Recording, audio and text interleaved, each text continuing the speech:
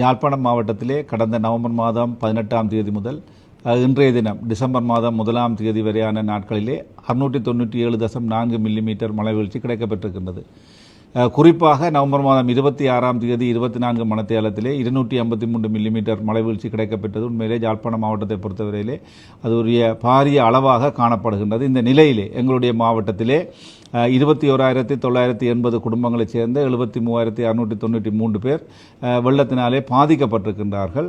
29ஆம் தேதி நவம்பர் மாதம் 82 பாதுகாப்பு நிலையங்களிலே 2,163 குடும்பங்களைச் சேர்ந்த 7,417 பேர் தங்க வைக்கப்பட்டிருந்தார்கள். இன்றைய தினம் டிசம்பர் மாதம் 1ஆம் தேதி 26 பாதுகாப்பு நிலையங்களிலே 695 குடும்பங்களைச் சேர்ந்த 2,393 பேர் தங்க வைக்கப்பட்டிருக்கின்றார்கள். தற்போது இந்த மழை வீழ்ச்சியினுடைய அளவு அல்லது மழையினுடைய தன்மை குறைவடைந்து காணப்படுகின்ற காரணத்தினாலே பல பொதுமக்களும் தங்களுடைய வீடுகளுக்கு மீள திரும்பிக் கொண்டிருக்கின்றார்கள். இருந்த போதிலும் தற்போது பல இடங்களிலே இந்த வெள்ள நீரோட்டம் இயல்பாக காண முடியாத காரணத்தினாலே பல இடங்கள் இன்றும் வெள்ளமாக நிரம்பி இருக்கின்றது. அந்த இடங்களைச் சேர்ந்த மக்கள் தொடர்ந்தும் தங்களுடைய இந்த பாதுகாப்பு நிலையங்களிலே தங்க வைக்கப்பட்டிருக்கின்றார்கள். இவருக்குரிய சமைத்த உணவு வழங்கப்பட்டு கொண்டிருக்கின்றது. சில பிரதேச செயலாளர் பிரிவிலே அரசாங்க நிதி ஒதுக்கீட்டின் மூலம் இந்த சமைத்த உணவு வழங்கப்படாமல் அவதானிக்கப்பட்டது. குறிப்பாக சாவச்சேரி பிரதேச செயலாளர் பிரிவிலே அந்த நிலைமை காணப்படாத தன்மை என்று என்னால் நேரடியாக அவதானிக்கப்பட்டு உடனடியாகவே அந்த மக்களுக்கு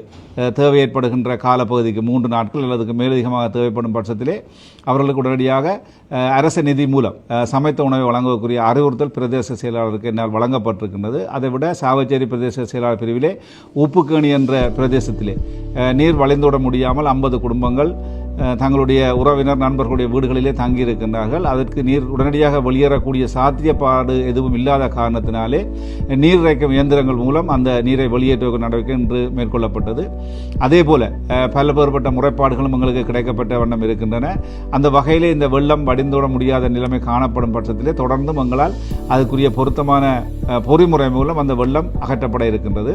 இதற்கு மேலதிகமாக நான் நினைக்கின்றேன், இந்த வெள்ளம் தொடர்பாக இனிவரும் காலங்களிலே இவ்வாறான ஒரு வெள்ள நிலவரம் ஏற்படும் பட்சத்திலே நாங்கள் அதற்கு முன்கூட்டியே இந்த வடிகால் அமைப்பு முறைகளை சரியான முறையிலே பேணிக்கொள்ள வேண்டிய தேவைப்பாடு இருக்கின்றது. அதுக்கு அனைத்து திணைக்களங்களுடைய ஒத்துழைப்பையும் நாங்கள் இந்த சந்தர்ப்பத்தை எதிர்பார்த்திருக்கின்றோம். எதிர்வரும் காலங்களிலே அல்லது எதிர்வரும் வாரத்திலே நாங்கள் இந்த பிரதேச செயலாளர் பிரிவு ரீதியாக விவரங்களை திரட்டி எந்தெந்த இடங்களிலே அல்லது எந்தெந்த பிரதேசங்களிலே இந்த வெள்ளம் வழிந்தோடுவதற்குரிய பொருத்தமான பொறிமுறை இல்லை என்பதை நாங்கள் கண்டறிந்து அதனுக்கு தீர்வாக அது சம்பந்தமாக அனைத்து தினங்களையும் ஒருங்கிணைத்த ஒரு நேரடியாக அந்த பிரதேசத்திற்கு விஜயம் செய்து அல்லது நேரடியாக அந்த பிரதேச களத்திலே சென்று என்னென்ன விடயங்களை நாங்கள் முன்னெடுக்க வேண்டும் என்பது தொடர்பான ஒரு முழுமையான விவரத்தை பெற்று அதன் அமைச்சின் மூலம் அதற்குரிய நிதி ஒதுக்கீட்டை பெற்று அதற்குரிய வேலை திட்டங்களை முன்னெடுக்க வேண்டிய தேவைப்பாடு இருக்கின்றது.